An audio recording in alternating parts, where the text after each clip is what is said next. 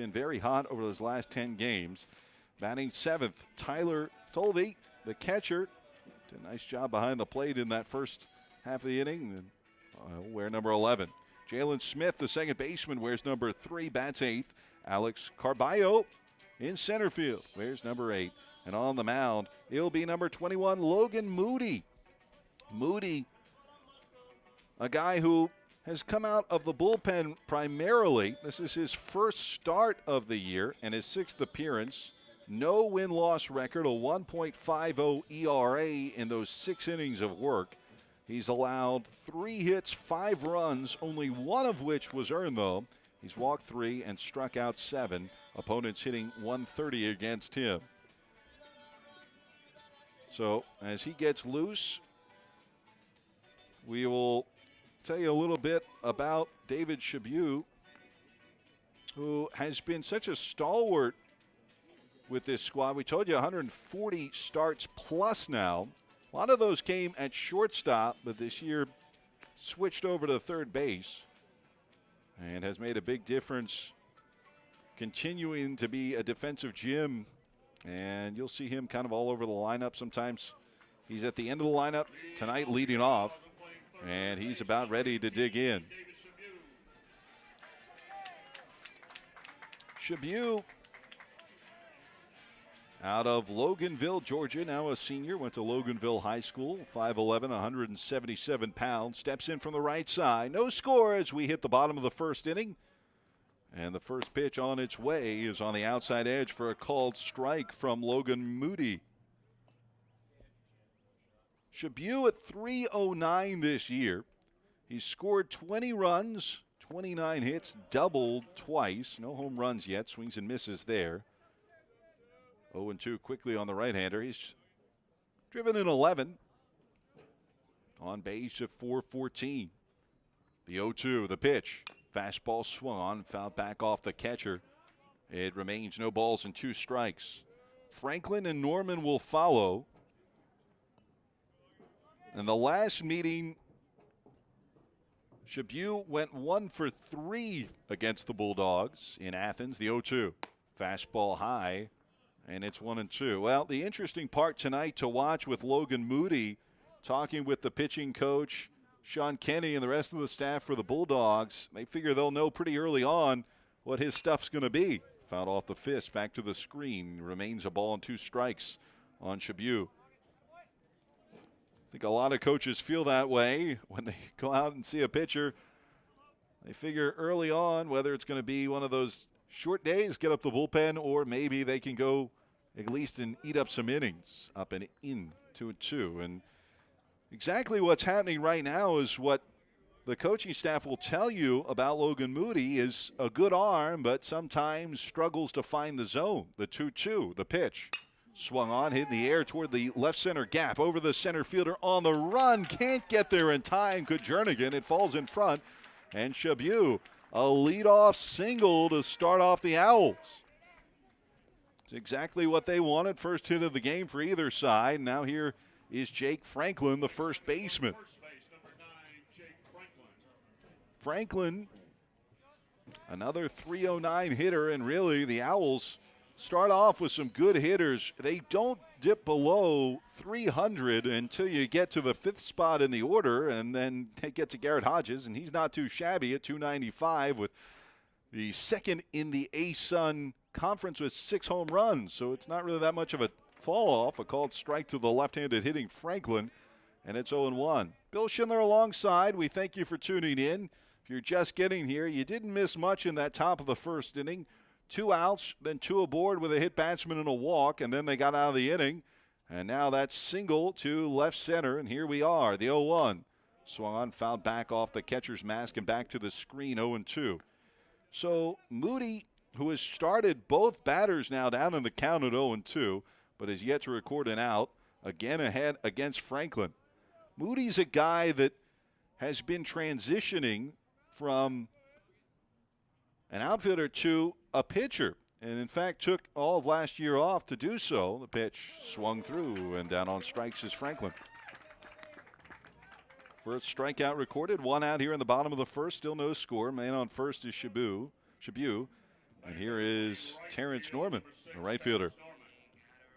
5-game hit streak for Norman, and he has struggled a bit, though, even with that hit streak. Trying to get things going a little bit more in the right direction. Still hitting .320. I mean, it has been a good year, but last 2 weeks down to about .231. Throw over to first base, checks on Shabu, and he's back in with a head-first dive.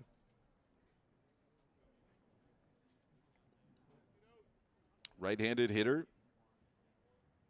Been a big addition to this squad, and throughout the years, done such a fine job. Norman, a junior from right here in Kennesaw, watches a pitch low and in, 1-0. Went to Kennesaw Mountain High School, so didn't have to do too much packing to switch over to college. Moody takes his time. Now the 1-0 off the fist, fouled away into the packed seats. Well, just past the packed seats down that right field line and into the Bulldog bullpen. It is a pretty much a capacity crowd this evening. A lot of UGA fans coming over from Athens or wherever they are in the greater Georgia area to catch a game, and there was not a seat to be had at this point. Throw back to first. It was high and nicely hung on to there by Rogers at first base. Let's get you the starting defense for the Bulldogs in just a moment after this 1-1 delivery to Terrence Norman. Moody to the plate. The 1-1 misses very high, and now 2 balls and a strike. Kings in left, Jernigan in center, Tate in right, Shunk at third, Shepard the shortstop, Talley the second baseman, Rogers at first, Bigger behind the plate. Moody on the mound. It's Big R will flash the signs. 2-1. Runner will go. Pitch swung on and trickled foul down the third baseline. Count even. Back to first now is Shabu. It's a team that is not afraid to lay down a sacrifice bunt and run. They very much like to do so. 32nd in the country in sacrifice bunts. They've laid down 19 in 29 games this year. That's second in the conference in the ASUN. Not seen them attempt, but even early on in the game, not out of the realm of possibility. They do have the middle of the lineup, though. 2-2 high, and that will be a full count now on Norman. Did some games in the past in Japan. I tell you what, it's not unusual to see teams like that when you go international bunt in the bottom of the first inning. It happens with the 3 and 4 guys. You don't see it as much with baseball in the U.S. Sometimes at college, runner will go, take it in. It'll be ball 4, so Shabu got a little bit more calorie burn going down to second. Doesn't matter, though, with the walk to Norman. 2 on, 1 out. And the Owls getting something going here in a scoreless bottom of the first inning. Here's Justin Russell, the designated hitter. Russell didn't play in the first meeting between these two. He's at .320 for the year. He's driven in 10 runs. He's homered 3 times, doubling 4. Guy who got a little bit of a later start on the season. This is only his 20th game and 13th start. 50 at-bats for him. Right-hand hitter off his fist, lifts in the air to right. There's Tate under it, tagging at second, Shabu, but he doesn't go anywhere. And with 2 gone after the fly ball to right field, still runners at first and second for the Owls. Here's Garrett Hodges, left fielder. Number 42, Garrett Hodges. Well, Hodges is a threat to leave the park for sure. We told you that he's the first guy now in the lineup that's under 300 that the Bulldogs will see. But 295 not so shabby. Those 6 home runs. Second in the entire ASUN conference. First on the team. He's driven in 26. And he's got 2 on with 2 outs here. Fastball, a called strike on the outer half, and it's 0-1. What you will see out of Moody, a guy who is much like Coburn in ways that he's a 3-pitch pitcher in theory. A lot of those, he likes to go with 2 pitches. You'll see mostly a fastball and then a slider. Will mix in an occasional changeup, but the slider is where he goes. Swung on and fouled back to the screen. 0-2. Fastballs anywhere from 88 to 91. They will say can juice it up there a little bit, but the accuracy, of course, is the issue. Was an outfielder for 2 years, redshirted last year.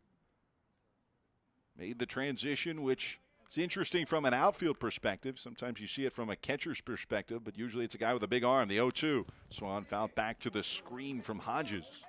Count remains no balls and 2 strikes.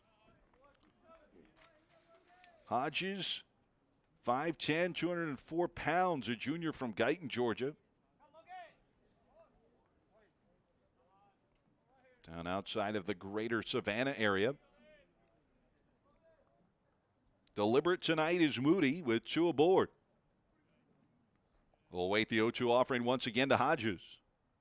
The pitch.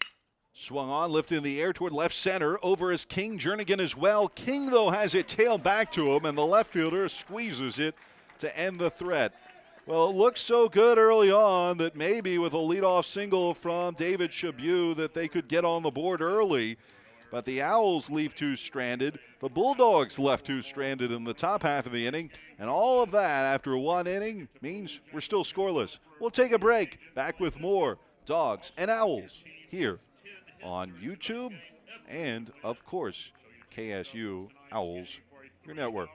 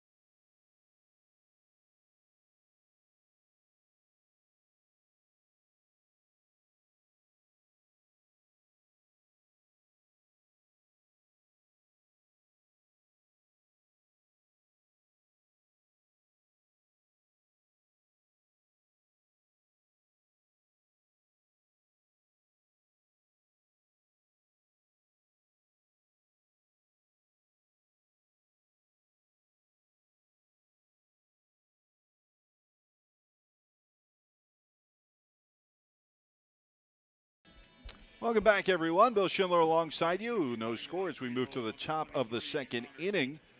Bulldogs to send up Tate Rogers in Big R. Right fielder, first baseman, and catcher for the Bulldogs. Still on the mound, the lefty Josh Coburn working into his 2nd inning. And the first pitch delivered by the big lefty from Tennessee misses inside to the right-handed bat of Tate. Tate last night was 0 for 4, didn't play against the Owls in the first meeting. Right-handed bat stands right on the plate. Called strike on the inner half. Tate, a guy who will spray the ball gap to gap and can hit for some power. A 5-game hit streak for him. Had a grand slam against Kentucky in his career. Swings and hits it in the air just past that first base side and into the outfield. First baseman taking it is Franklin. And Tate is retired. So 1 gone here to start off the top of the 2nd on the pop-up. And here is Cheney Rogers. First base, number 20, Cheney Rogers. Rogers hitting still a freshman, just in that bingo area of 180. Looking to raise that a bit. He has 4 extra base hits, though, out of his 9. So when they've come, he's 4 of 9 with extra base hits, 4 doubles. Watches a pitch low, and it's 1-0. Rogers has one of those swings that they'll call funky, but obviously it's got him this far. He also will come in on the mound at times. Might see him later watching a pitch high and away, 2-0.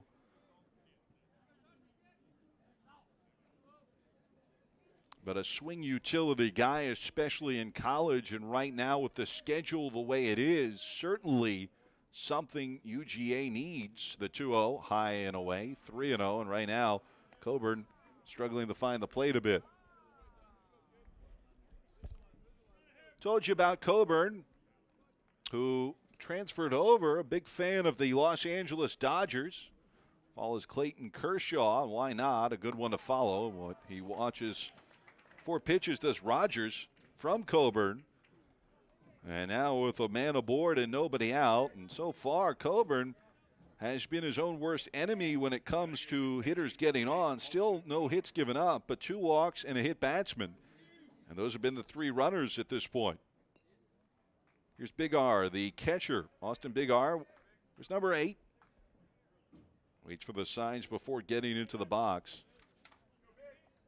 Big R at 286.